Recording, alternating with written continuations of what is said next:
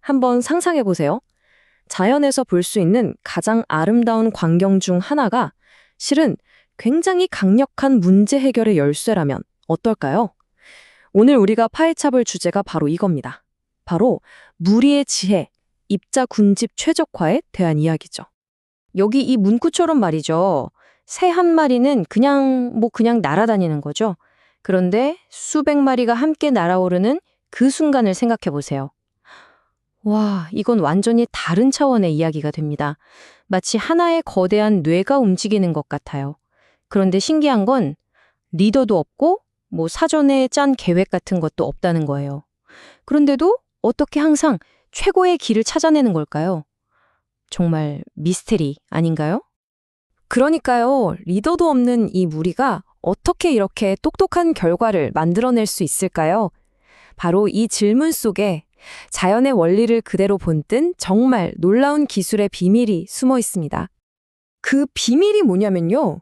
놀랍게도 이 복잡하고 아름다워 보이는 움직임이 사실은 새 한 마리 한 마리가 가진 정말 간단한 딱 두 가지 정보만으로 만들어진다는 겁니다.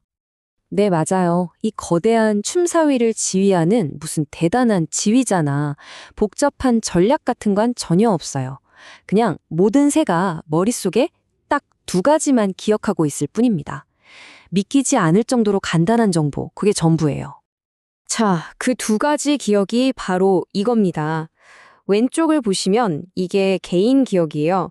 말 그대로 내가 지금까지 날아본 곳 중에 여기가 제일 높았어 하는 거죠. 그리고 오른쪽은 집단 기억입니다. 우리 무리 전체가 찾아낸 곳 중에 여기가 최고였어 하는 거고요. 그러니까 결국 나의 최고의 경험과 우리 모두의 최고의 지혜 사이에서 아슬아슬한 줄타기를 하는 셈이죠. 바로 이게 핵심이에요.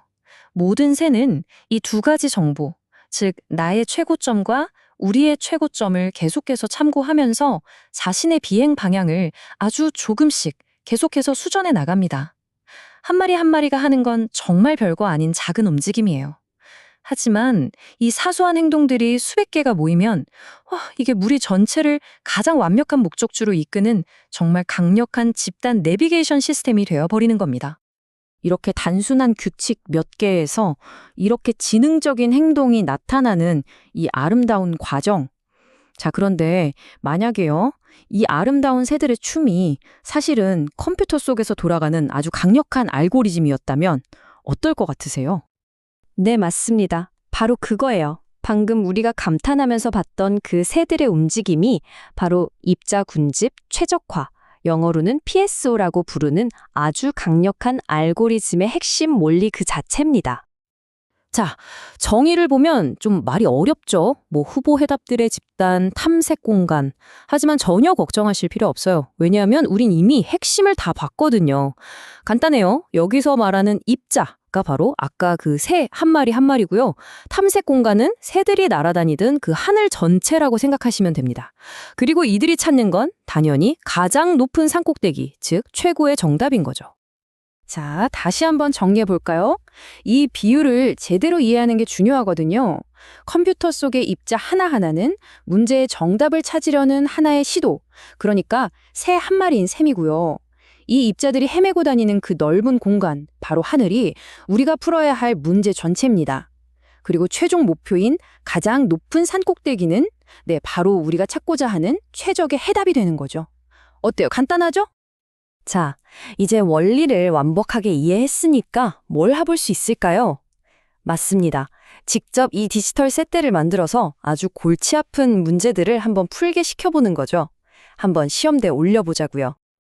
이게 바로 그 디지털 셋대의 조종 패널 같은 겁니다. 자, 보세요. 새를 몇 마리나 띄울지, 즉 입자수를 정할 수 있고요. 또 각 새가 얼마나 자기 가던 길을 고집할지, 이걸 관성이라고 하는데 이것도 조절할 수 있어요.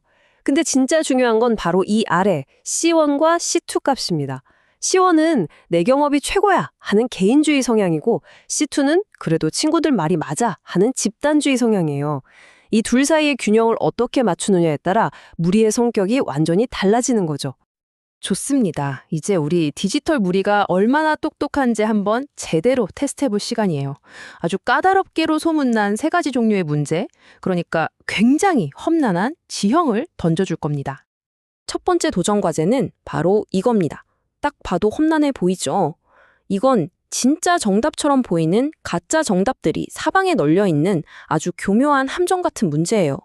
진짜 산꼭대기는 딱 하나인데 그럴듯해 보이는 가짜 봉우리들이 너무 많아서 속기 딱 좋은 곳이죠.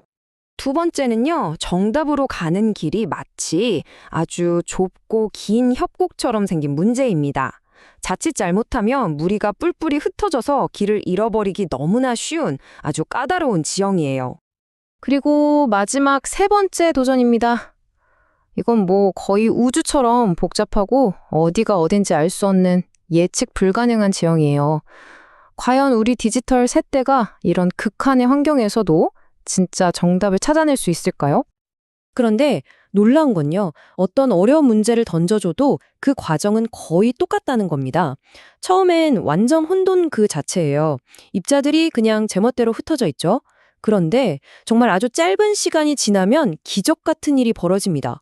갑자기 질서가 생기면서 모두가 한 방향으로 모여들기 시작해요.